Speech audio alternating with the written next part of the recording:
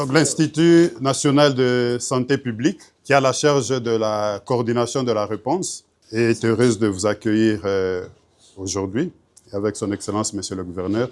Alors, la situation, assez rapidement, au 5 juin, nous avons autour de 488 cas confirmés et avec 3 provinces qui sont toujours touchées. Donc, c'est la province de l'Ituri, la province du Nord Kivu et la province du Sud Kivu.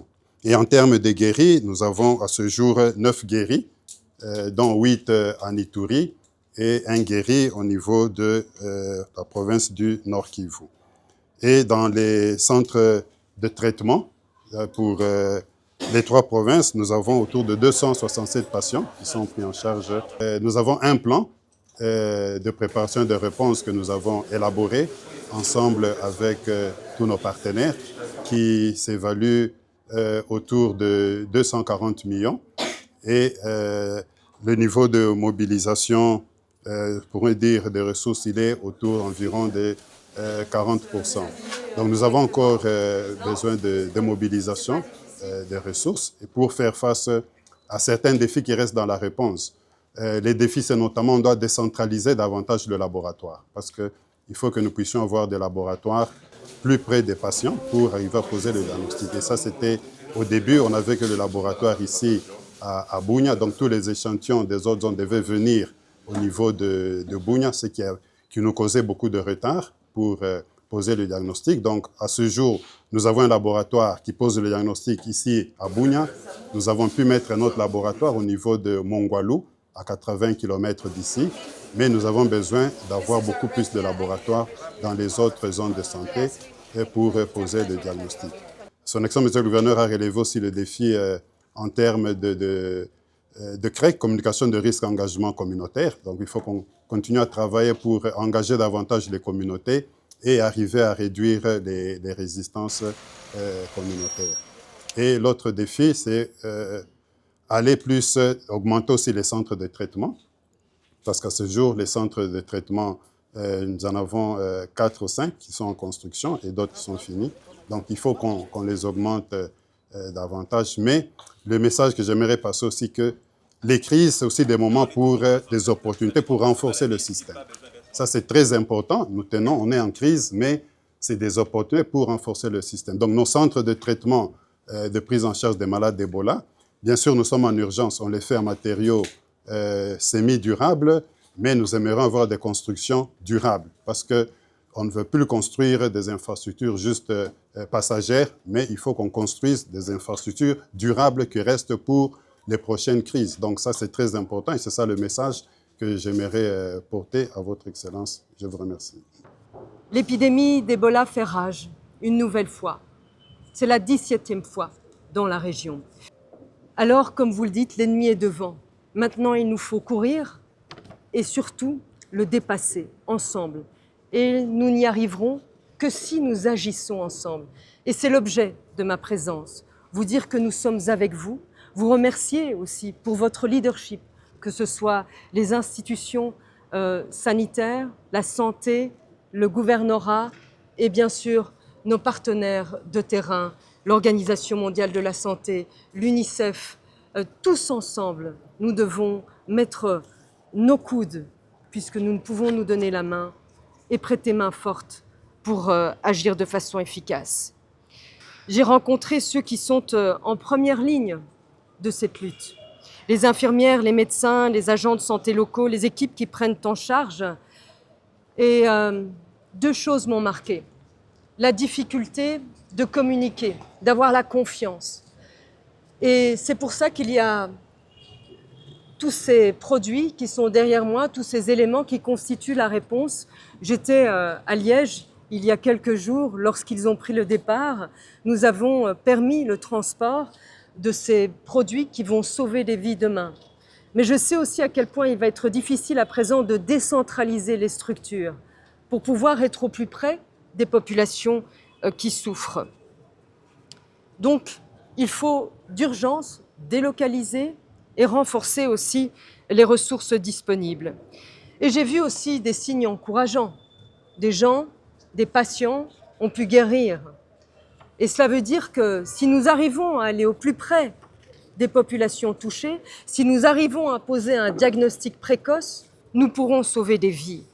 Et je le répète, si en février, un cessez-le-feu était une nécessité politique, c'est à présent une urgence sanitaire. L'Union européenne prend cette urgence très au sérieux. Dès l'apparition de l'épidémie, nous nous sommes mobilisés, nous étions très rapidement sur le terrain pour renforcer l'aide. Et cet engagement continue aujourd'hui. Je ne viens pas les mains vides, je viens avec 5 millions supplémentaires pour créer des centres régionaux de diagnostic dans les provinces qui sont les plus touchées, pour des tests plus rapides, des tests plus fiables, là où ils sont le plus nécessaires. Alors oui, il n'existe pas de vaccin pour l'instant, ni de thérapeutique spécifique, mais il y a des avancées scientifiques qui sont encourageantes et qui permettent de réduire la mortalité. L'enjeu, à présent, comme je l'ai dit, c'est de les rendre accessibles rapidement, à grande échelle, au cœur des zones touchées. Et c'est pourquoi nous avons renforcé le hub de l'OMS à Dakar, afin de garantir un flux continu de matériel essentiel vers les premières lignes. Il y a 2 semaines, je vous l'ai dit, un vol humanitaire a permis d'acheminer près de 100 tonnes de matériel vers l'est de la RDC, médicaments, tentes, équipements de protection. 5 nouveaux vols sont prévus vers Bunia et je crois même qu'un nouveau vol a atterri aujourd'hui. Alors, cette épidémie, nous ne pourrons la combattre qu'avec la collaboration et l'implication des communautés. Et pour informer correctement la population, l'impliquer dans les mesures sanitaires, nous avons aidé à établir des points de contact aux frontières avec la RDC et l'Ouganda, près d'une trentaine, 28 exactement, de points de passage et d'information dans les zones à haut risque. Il n'y a pas un mois que cette épidémie s'est déclenchée et il y a une évidence. Poser un diagnostic précoce permet de sauver des vies.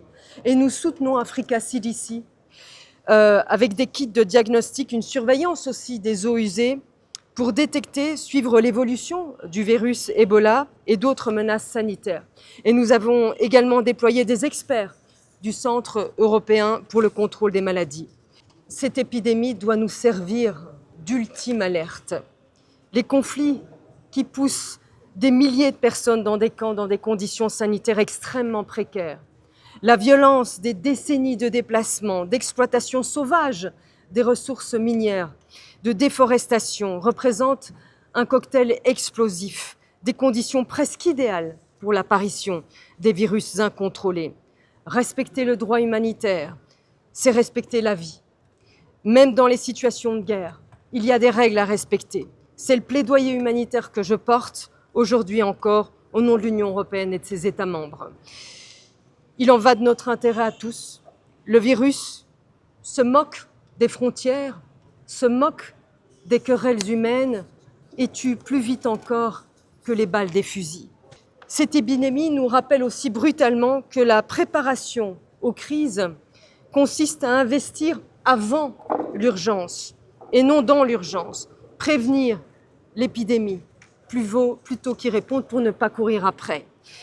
Avant de conclure, je voudrais rendre hommage à ceux qui opèrent en première ligne, à cet homme urgentiste que j'ai rencontré tout à l'heure en situation d'isolation et qui a contracté le virus Ebola Bundibugyo avant que nous puissions apporter les éléments de protection personnelle pour protéger les acteurs. Il mérite tout notre respect. Notre objectif, c'est aussi de veiller à ce que la RDC, à ce que les populations touchées ne soient pas isolées du reste du monde. Et je suis là aussi pour témoigner cette fraternité et cette solidarité. Je pense qu'il s'agit finalement beaucoup plus que de lutter contre un virus. Il s'agit de préserver ce que nous avons de plus cher, ce que nous avons de plus fort aussi et de plus beau. Un bras qui se tend, une main qui apaise, une présence, notre humanité. Je vous remercie. Bon.